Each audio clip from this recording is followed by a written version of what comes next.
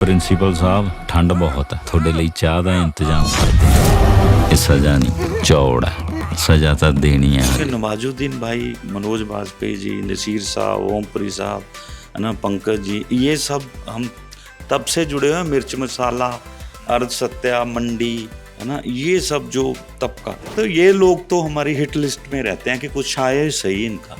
एक जिराब वाली थी, नवाजू भाई की शॉर्ट फिल्म थी, वो भी देखी हुई, वो सब हमारा रहता है। तो लेकिन उसमें से ऐसे करें या उनके जैसे करें, वो नहीं रहता दिमाग।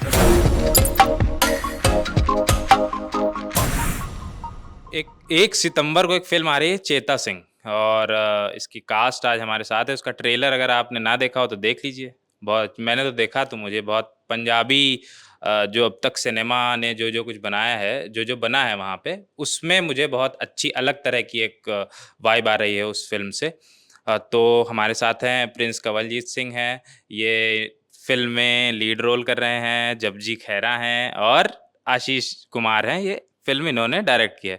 तो हम लोग इनसे बात करेंगे, देखते हैं फिल्म। पहले तो इनसे यही पूछते हैं कि फिल्म किस बारे में, क्या है। जिन लोगों को नहीं पता है वो थोड़ा सा उनको एक स्नीक पिक मिल जाएगा कि क्या है फिल्म। सर, फिल्म है कि एक किताबों की दुकान पे लगा हुआ है एक लड़का।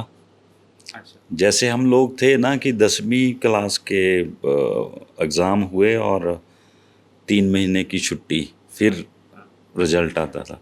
वो 3 महीने में सब लोगों का, जो मेडियोकर फैमिली है, उनका होता था कि यार 3 महीने काम करके ना पैसे कमाने, भी बूटों वाली दुकान पे लग जाते, इस पे लग जाते।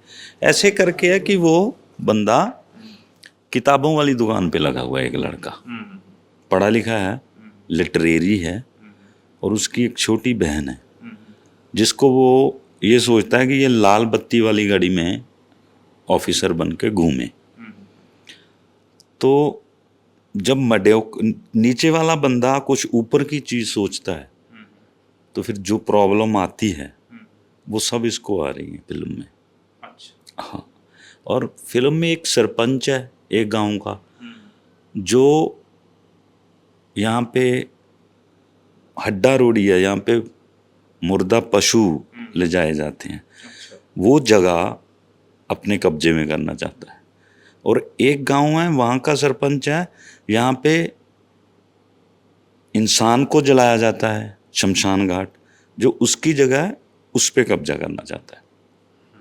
और एक डुप्लीकेट प्लाज्मा का हुआ था, एक घटना हुई थी बठिंडा के आसपास, वो शायद अभी किसी को नहीं याद हो। तो वहाँ पे वो पकड़े गए थे लोग, एक सिंपल से हॉस्पिटल में डुप्लीकेट प्लाज्मा बनता था। तो इन सब चीज़ों को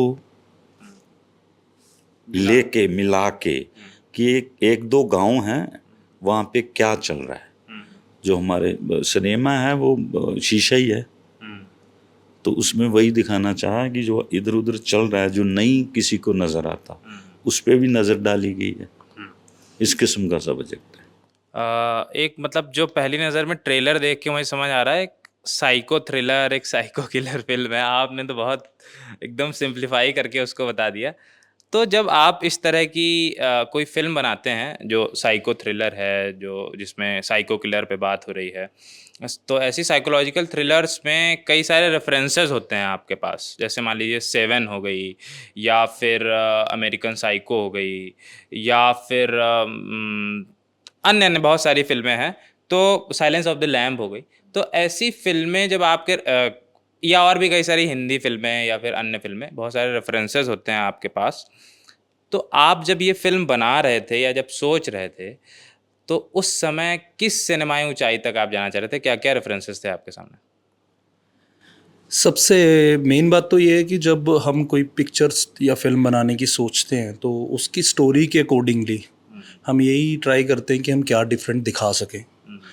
तो अगर पंजाबी फिल्म इंडस्ट्री की आप बात करोगे, तो उसमें बहुत सारी ऐसी फिल्में हैं जो लाइक आप उनको बॉलीवुड फिल्मों से बोलो, किसी भी हिसाब से बॉलीवुड या टॉलीवुड की फिल्म से कम नहीं है। तो हमारी कोशिश यही थी कि फिल्म बनाते हुए कि अगर स्टोरी के अकॉर्डिंगली विजुअल्स जो हों वो इस स्तर के हों कि लाइक आजकल ऑडियंस OTT पसंद करती है, और बहुत सारी फिल्में ऐसी हैं जो साउथ की बहुत ज़्यादा हिट गई हैं। तो हमारी कोशिश यही थी कि हमारी जो स्टोरी है, हम इसका जो विजुअल्स हैं, इसका जो पिक्चराइजेशन है, वो बहुत डिफरेंट हो। क्योंकि ये स्टोरी, आपने जैसे जेनर की बात की कि इसका जो जेनर है, आपने साइको थ्रिलर बोला, लेकिन it's a basically revenge drama. Like psycho thrill, वो ट्रेलर देख के कहते हैं ना कि अगर किताब का जो कवर है, वो कवर आपने अभी देखा है, लेकिन इस स्टोरी के अंदर बहुत कुछ है। और फैमिली से रिलेटेड फिल्म है, भाई बहन की एक कहानी है। अभी राखी आ रही है, तो उसके अकॉर्डिंगली जब जो भी ऑडियंस ये फिल्म देखेगी, तो उसको रिश्ते भी नज़र आएंगे इस फिल्म के अंदर। और विजुअली जो देखने को मिलेगा वो बहुत अलग तरीके का सिनेमा है, और आपको मतलब सभी को अच्छा लगेगा। तो जब जी आपका क्या कैरेक्टर, क्या ब्रीफ था? क्योंकि इसी तरह का एक शो आया था, मुझे हाल फिलहाल आता है, रवीना टंडन का एक आरण्यक, उन्होंने इसी तरह का रोल किया था। क्या ब्रीफ था आप जब ये कैरेक्टर कर रही थी, या क्या पढ़ा, क्या देखा? कुछ रेफरेंस होते हैं दिमाग में? रेफरेंसेस तो ऐसे थे कि जैसे तबू जी है ना, उनका था माइंड में। लेकिन again at the same time जब आपके डायरेक्टर इतनी डिटेल में काम करते हो, तो आपका काम करना ना आसान हो जाता है। So he was very particular, Ashish जिन्होंने डायरेक्ट की थी ये film. So thank you to you for making my job very easy. But हमने अपना होमवर्क करना होता है, वो that I had done, like जैसे यूट्यूब वीडियोज़ देख के और एक्टर की लाइफ में क्या होता है कि वो वैसे भी ऑब्जर्व करते रहते हैं लोगों को, है ना। और मेरा जो किरदार था, मुझे लगा कि बहुत बड़ी रिस्पॉन्सिबिलिटी है पुलिस ऑफिसर का किरदार करना। जैसे मैंने यूनिफॉर्म पहना सेट पे, I felt like that aura वो क्रिएट हो गया। एंड आई फेल्ट कि मेरे कंधों पे बहुत बड़ी रिस्पॉन्सिबिलिटी है इसको निभाना अच्छे से। एंड कोशिश की है फिल्म में सबको ठीक करने की as a police officer. But I hope मैंने अपनी जॉब अच्छे से की हो, वो तो सबको देख के पता चलेगा film. But I always wanted to play like ऐसा किरदार पुलिस ऑफिसर का, और वो भी बिंदास और रोब वाला, जिसे पंजाब में कहते हैं, अभी बड़ा रोब है जी, है ना। So I feel very blessed and very lucky that मुझे ये फिल्म जो है मेरे हिस्से आई, और मैंने अपनी पूरी कोशिश की है कि अच्छा निभा सकूँ। चेता सिंह का जैसा इसमें कैरेक्टर है, मतलब क्विर्की सा, थोड़ा सा अजीब, ऐसे किरदार गढ़े कैसे जाते हैं? दोनों लोगों से मैं पूछना चाहूँगा, बतौर डायरेक्टर भी और बतौर एक्टर भी, चूँकि आप लिखते भी हैं और आपने फिल्म भी डायरेक्ट की है। वार्निंग जैसे हम अभी बात ही कर रहे थे उसके पहले। नहीं, वार्निंग लिखी, आपने डायलॉग लिखे उसके, आपने एक फिल्म डायरेक्ट की है। हाँ, मतलब वो मैंने कह रहा हूँ, वार्निंग आपने डायरेक्ट की। तो मैं ये पूछना चाह रहा था कि ऐसे किरदार कैसे गढ़े जाते हैं? किसी वार्निंग में भी कुछ ऐसा ही किरदार था आपका? ये जब बात चली ना, मेरे पास इसके प्रोड्यूसर राणा जेठूवाल भाई, वो मेरे पास आए, तो उन्होंने मुझे एक लाइन सुनाई ऐसे करके, तो मुझे कहानी मुझे ठीक स्पष्ट है, मुझे ठीक नहीं लगी। अच्छा। हाँ, तो मैं नहीं, मेरा जो काम देखता है उसको बोला भी नहीं, उसने सुनी थी पहले, मैं कभी नहीं, मैं ऐसी नहीं फिल्म करनी। फिर बात हुई कि सिर्फ लाइन है, तो इसका अभी आप भी लिखते हो, ऐसे करते हो, हम कर लेंगे बात आगे। चलो, होता है, हर बंदे को होता है, वो जब वो प्रोड्यूसर भी साथ हो और राइटर भी हो।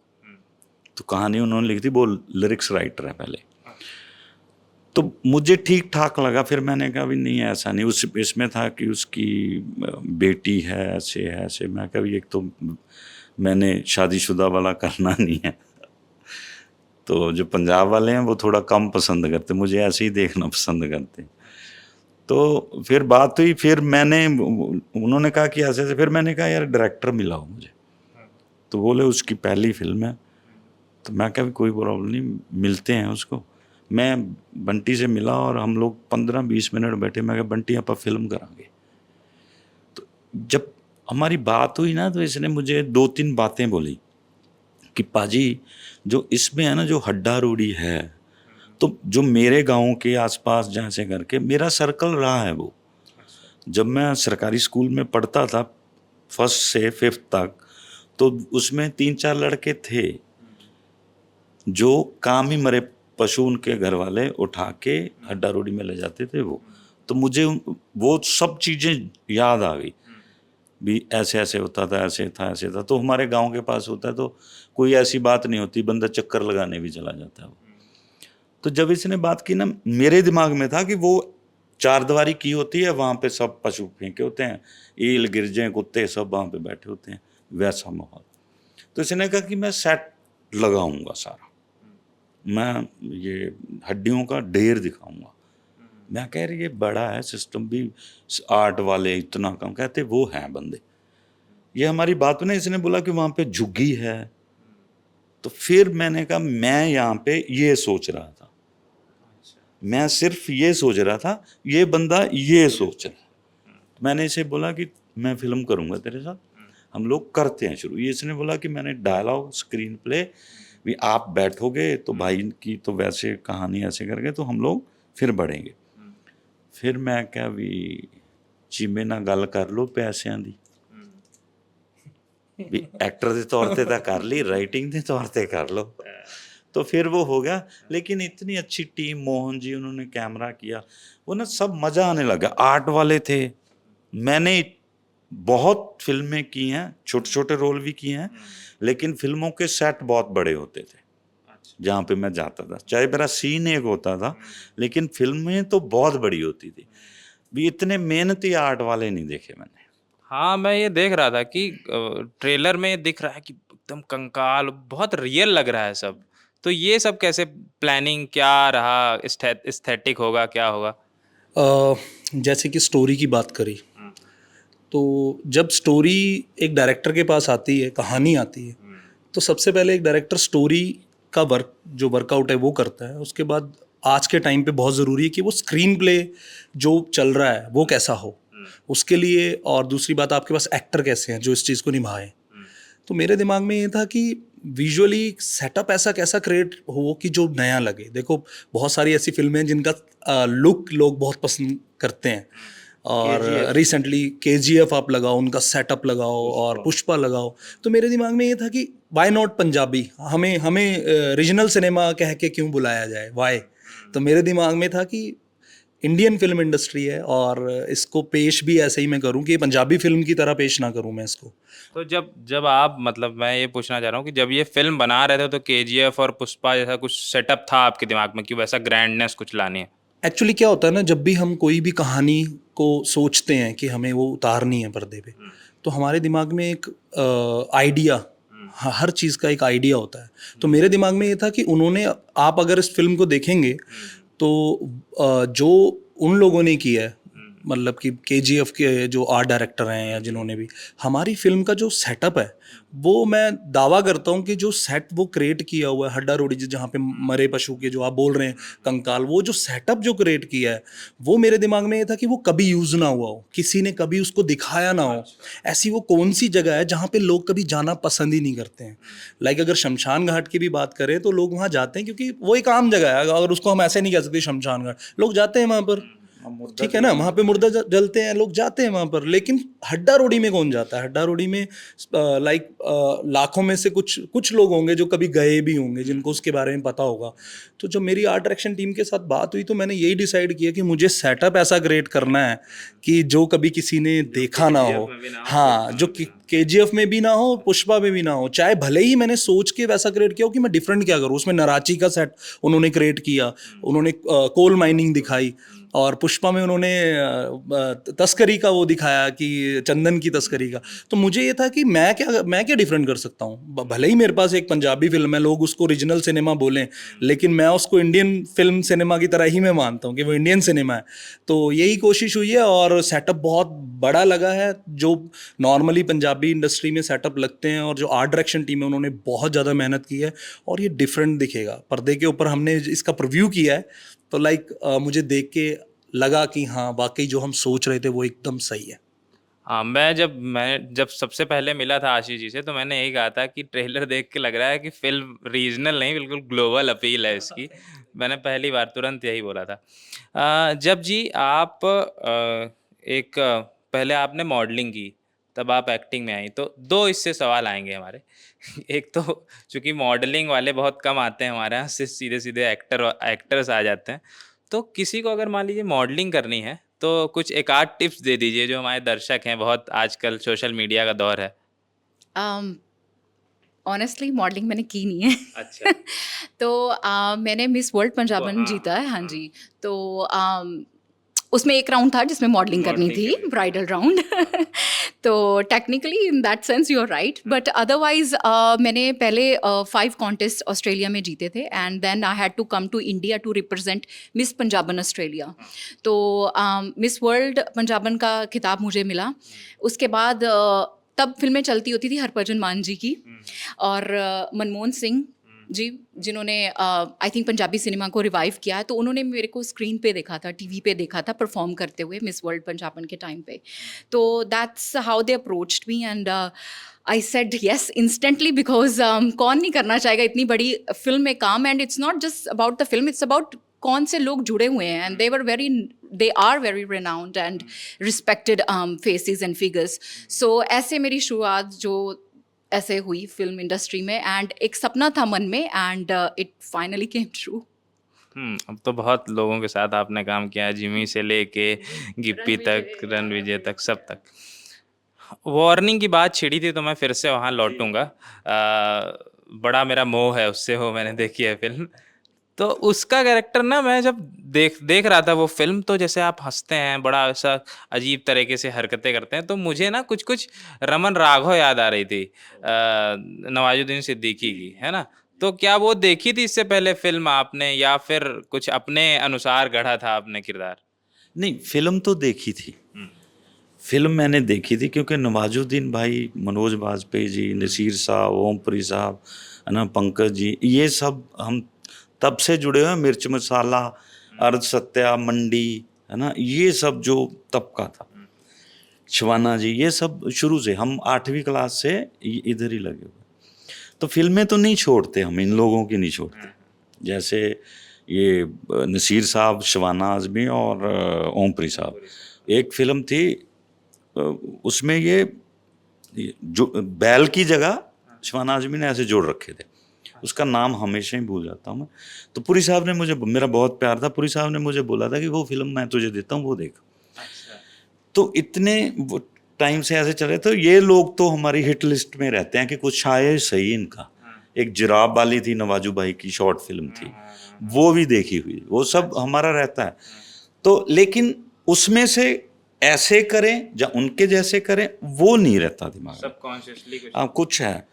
लेकिन जो मैं हंसता हूँ, तो आप मुझे नोट करोगे, तो मैं जैसी बात है ना उसके हिसाब से हंसता हूँ, मेरी टोन अलग ही रहती है। और ये जो हंसी है, जब मैं गिप्पी पाजी के पास बैठता था, कुछ सीन हम लोग बनाते थे, तो ज़्यादा जब मैं खुश होता था तब ये अलग सी आवाज़ निकलती थी।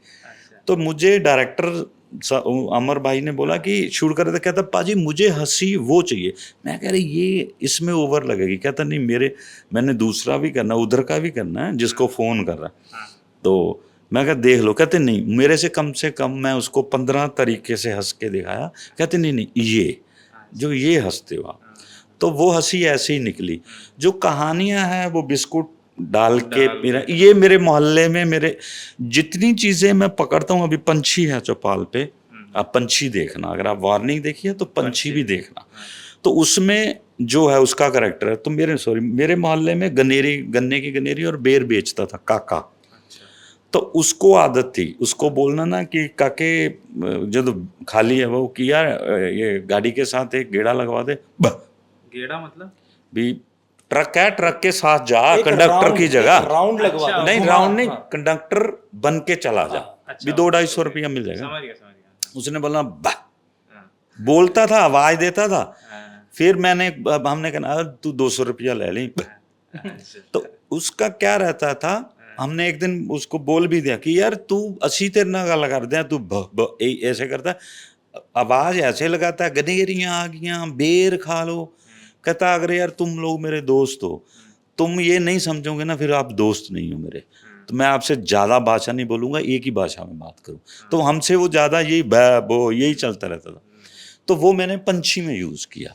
तो मेरे आले दुआले ये जो जितना ये है, ये इसका हड्डा रूढ़ी वाला है जो करैक्टर है, अभी पता नहीं कैसा हुआ है, क्योंकि हो गया उसके बाद फिर मेरे ध्यान में नहीं रहता कि ये कैसे किया था, क्यों किया था, ये भी नहीं पता। ये फिल्म देखने के बाद पता चलेगा। लेकिन मेरे दोस्त वो जो पढ़ता था मेरे साथ, ਉਹਦਾ ਨਾਂ ਸੀ ਵਿੱਕੀ, तो उसको विक्की बकरे वड कहते सी ਅਸੀਂ।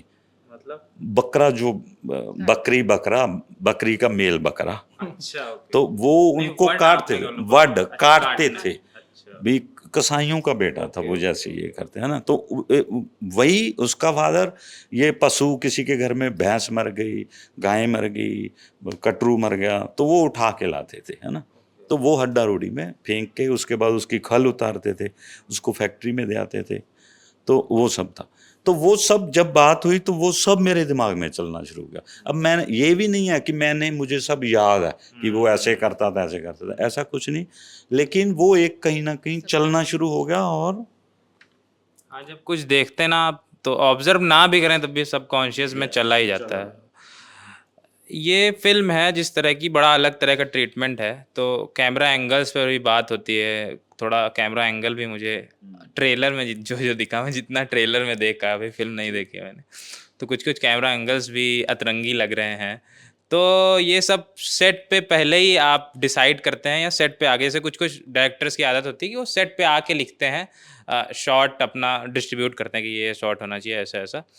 तो आपका क्या प्रोसेस था? जैसे साइको में हिचकॉक ने 77 कैमरा एंगल इस्तेमाल किया, आपका क्या सीन है?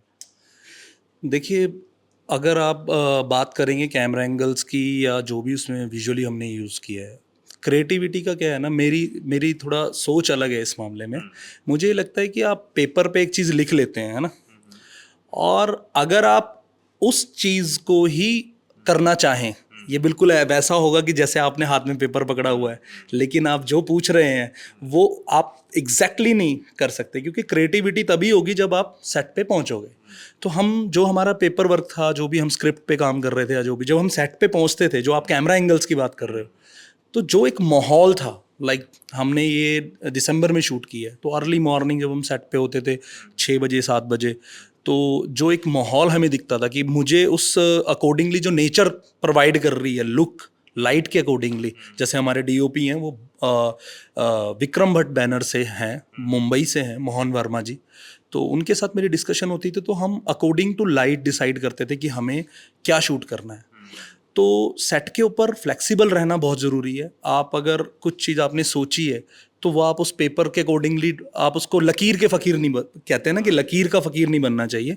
और क्रिएटिविटी में भी सेम ऐसी है कि अगर एक आर्टिस्ट है, अगर उसको डायलॉग दिए गए हैं और कैमरा कट होने के बाद डायरेक्टर अगर उनसे पूछ रहे कि सर जो डायलॉग मैंने आपको दिए थे वो एग्जैक्टली नहीं बोले आपने, तो मैं उसको सही नहीं मानूंगा। मैं ये चाहूँगा कि अगर एक आर्टिस्ट परफॉर्म कर रहा है और वो 100% अपना दे रहा है, और अगर उसमें कहीं ना कहीं उनकी अपनी जो सेट के ऊपर क्रिएटिविटी है एक्टिंग में, अगर वो दिख रही है सेट के ऊपर, तो आपको वो चीज़ के लिए रेडी रहना चाहिए। और विजुअल्स में भी ऐसी है कि आपको सोचा आपने होता है, लेकिन जब आप सेट पे जाएंगे तो क्रिएटिविटी को आप एक पेपर में कैद नहीं कर सकते, ये मेरा मानना है। पर इसमें ना मुझे ये लगा, अच्छा। बंटी की पहली फिल्म थी, लेकिन जो कैमरामैन थे हमारे, हाँ जी, हाँ जी, उनकी पहली नहीं थी। हाँ जी। अच्छा। उनने बहुत की हैं फिल्में। तो ये खुशकिस्मत था कि उनके साथ बॉन्डिंग, दोस्त थी, और उन्होंने जो जितना अपना तजर्बा था, मुझे भी यही लगा। फिल्में तो उन्होंने बहुत की हैं, लेकिन जो आगे इसने यहाँ निकालने का टाइम दिया, जी जी। वो उन्होंने भी, मुझे ये लग रहा है कि सब इसी में ही निकाला है। आम पंजाबी फिल्मों से, लाइक जो उनका जैसे शेड्यूल होता है, उससे मतलब कि आप ये लगा के चलें कि हमारा ऑलमोस्ट 50% से 40% बढ़ गया था। कितने दिनों में शूट हुई? जब ये डिसाइड हुआ था तो हमारा टारगेट था कि हम इसको 30 डेज़ के अंदर, 28-30 डेज़ के अंदर कंप्लीट करेंगे। लेकिन जो माहौल बना, और जब वो जो चीज़ हम पहली बार शूट करते हैं ना, कभी भी डायरेक्टर या डीओपी जो होते हैं, जब वो पहली बार शूट कर रहे होते हैं तो उनको उस चीज़ का आइडिया नहीं होता बेसिकली कि ये चीज़ शूट करने के लिए कितना टाइम चाहिए। तो जब हम सेट पे गए तो हमारा जो विज़न था वो एकदम चेंज हो गया कि नहीं, वो 30 डेज़ से 40 डेज़ तक पहुंचा। लेकिन मैं लकी रहा कि जो हमारे प्रोड्यूसर थे राणा जेठूवाल जी और सुमित सिंह, सागा स्टूडियोज से आ रही है ये, तो उन्होंने मुझे सेट पर आके तीसरे दिन ही बोल दिया था कि तूने सोचना नहीं है, तूने सिर्फ सोचना है फिल्म के बारे में, तूने बजट का नहीं सोचना है, तूने टाइम का नहीं सोचना है, सिर्फ क्रिएटिव काम के लिए क्रिएटिविटी। मैंने उनको यही बात बोली थी कि अगर मुझे ये काम ईजिली करने दिया जाएगा तो मैं कोशिश करूँगा अपनी, मैं 100% नहीं बोलूँगा, लेकिन मैं कोशिश करूँगा कि मैं पंजाबी सिनेमा में कुछ डिफरेंट करूँ, और यही मेरी आगे भी कोशिश रहेगी। 2 सवाल, उसके बाद हम लोग छोटे-छोटे सवाल हैं। पहला तो ये कि आपने बतौर डायरेक्टर गिप्पी जी के साथ काम किया, आपने बतौर राइटर गिप्पी जी के साथ काम किया, मतलब वो राइटर रहे आपकी फ़िल्म में। तो बतौर एक्टर तो हम उनको सब जानते हैं, एक्टर, सिंगर। राइटर और डायरेक्टर कैसे हैं वो? जैसे कुछ-कुछ क्या होता है कि कुछ डायरेक्टर ऐसे होते हैं, सेट पे बड़ा कैओस होता है, कुछ-कुछ ऐसे होते हैं कि पहले से बड़ा प्लान, एक-एक पेपर पे चीज़ें लिखी होती हैं। कैसे हैं गिप्पी जी? मैंने उनके साथ एज एन एक्टर भी काम किया है, और उनकी डायरेक्शन के अंडर भी काम किया, अरदास करा में और सिंह वर्सेस कौर में को एक्टर। तो I think as a director आपने जैसे पूछा, ही इज़ वेरी, बहुत क्लैरिटी है, like he is very sorted in his head, मतलब उनको पूरी क्लैरिटी है। And I remember working with him and he is very professional, very disciplined. बहुत अच्छा लगा मैं उनके साथ काम करके, जितना मुझे अभी याद आ रहा है, क्योंकि अरदास करम का भी थोड़ा टाइम हो चुका है, but it was wonderful. I remember तब भी मैं इंटरव्यूज़ में यही बोलती थी कि what a clarity, like you know, अगर डायरेक्टर के पास इतनी क्लैरिटी है तो it makes actors job very easy, and he is very creative, and it was wonderful working with him. Yeah. मेरा उनके साथ ऐसा रहता है कि मैं अगर सुबह हमने कुछ लिखना है तो मैं सुबह ऑफिस में बैठ जाता हूँ कापी पेन लेके, तो उनकी मीटिंगें बहुत रहती हैं। तो मुझे यही होता है कि पाजी बस मुझे चाहिए 15 मिनट, तो करते करते ऐसे करके चल आ जा बेने आप 15 मिनट के लिए बोले, फिर 3 घंटे जाते। उनका जो स्टाइल, मुझे जो लगता है कि उनका जो स्टाइल है ना, वो सब काम मज़े में करते हैं, हंसना खुश। उनको जो, अगर कोई बंदा सैड आया है ना, उनके सामने खड़ा हो गया, तो वो कहते हैं यार भी क्या प्रॉब्लम है, अगर मैं हल कर सकता हूँ मुझे बता दे, वरना इसको घर छोड़ गया। वो हंसी में खुशी खुशी खुशी खुशी सब चलता है। जैसे वार्निंग, अब भी हम जब काम कर रहे थे बतौर एक्टर, है ना, तो वहाँ पे भी मेरा रहता है कि पाजी ऐसे कुछ है क्या, कैसे ऐसे करें ये, तो सीन करने से पहले मैं उनकी वैनिटी में चला जाता था। तो उनको ऐसे बहुत फुर्ती है, तभी नहीं इधर चाह 2 लाइना होर पा, हेलो इधर रिकॉर्डर ला ला। मेरे साथ क्या होता है भी, बस रिकॉर्डर में अकलौता बंदा था पहले जो रिकॉर्डर लगा सकता हूँ, तो उनके बस फ़ोन पे लगा लेता था मैं। तो सब चल रहा है, बहुत बातें उनकी होती हैं जिनको पकड़ के हम आपा थिएटर वाले बंदे खिडारी थोड़े, वो फड़ के उन्होंने कर लिया। उनका जो डायरेक्शन का या जो भी स्टाइल है वो मज़े में ही है, लेकिन उनका कभी भी जितना उन्होंने शेड्यूल बनाया या किया उससे एक दिन कम हो जाएगा, बढ़ेगा नहीं। पहली अरदास उन्होंने 19 दिन में बनाई थी। वार्निंग का जितना टाइम दिया था हमको, जैसे था पहले स्क्रिप्ट डन कर लो वहाँ पे, लेकिन सारी चीज़ प्रॉपर दो मुझे, अगर टाइम पे कुछ आता है तो कोई प्रॉब्लम नहीं। फिर उसके हिसाब से पैसे, जिससे वो प्रोड्यूसर बहुत कमाल के, पैसे इतने हैं, इतने में काम चल जाएगा, नहीं जी इतने खून, ओके इतने हो जाएंगे, ठीक है, डे कितने, पूरा हिसाब किताब बना के फिर बोलते हैं कि भाई जाओ आप अब कर लो अपना काम। पूरी प्लानिंग के साथ चलते हैं। ये जो आपने एक बात भाई कही, मैंने उनके साथ 2 इंटरव्यू किए हैं, तो बहुत सहज कर देते हैं सामने वाले को, बहुत सहज कर देते हैं। ऐसी बातें बोल देते ना। हम लोग जब वार्निंग कर रहे थे फर्स्ट वाली, तो इसने जग्गा मारा, जग्गे की पूरी कार्रवाई पीछे गया, CID रखी, इधर जाता और मार दिया। अब बाईजी मारना था फर्स्ट वाली में, हम लोग इतने तरीके ढूंढ रहे हैं, मतलब बाई जी एक कैरेक्टर है उसमें, वार्निंग अच्छा, देखी ओके, तो हाँ, है समझ जिसको गया, जाके समझ गया। कहता है मुझे लगा कोई वो शब्द नहीं आप इस्तेमाल नहीं, कर रहे हाँ हैं। नहीं, वो उसको कैरेक्टर को हाँ, मानो। समझ गया। तो वो हम लोग ना लगे मैं बाहर से आया, मैं पाजी बैठे खाली बैठे पास चले गए, मैं और डायरेक्टर अमर भाई।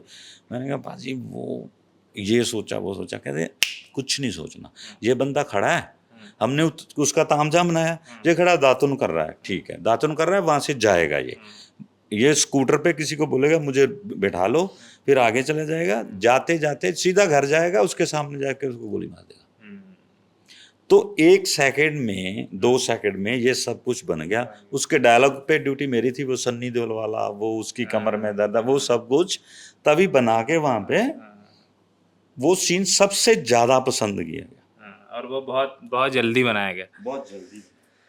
लास्ट सवाल मेरा कि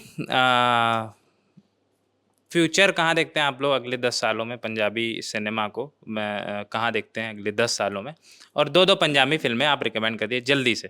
देखो फ्यूचर पंजाबी फिल्मों का शुरू से ही बहुत कमाल है। हम लोग बात करेंगे, 2 ही फिल्मों की बात करूंगा, चन्न परदेसी, लौंग दा लिश्कर। ये 2 फिल्में कितना टाइम पहले बनी थी और कितने बजट में बनी थी, कितने लोग थे, तब ये सिनेमा पंजाबी में बन सकता है। तो फिर अब हम फ्यूचर की बात क्यों करें? हम काम ये ना सोचें कि फ्यूचर ये होगा, हम काम करें। हमारा तो पीछे इतना कमाल का काम हुआ पड़ा है, अगर हम लोग वही आगे ले आए इतना ही बहुत है। बिल्कुल टोटली एग्री विद प्रिंस जी कि और पंजाब में ना इतना सारा एक तो टैलेंट है और स्टोरीज़ हैं, कंटेंट है कि जैसे आप बोल रहे थे कि पिछला काम अगर निकाल के देखें ना तो इट्स लाइक वाओ, अगर तब हो सकता है तो इन द फ्यूचर बहुत ब्राइट फ्यूचर है पंजाबी सिनेमा का। और जिस लेवल पे अभी रिस्क लिया जा रहा है, एक्सपेरिमेंटल फिल्म्स आ रही हैं, जैसे चेता सिंह ही है, इस पे लाइक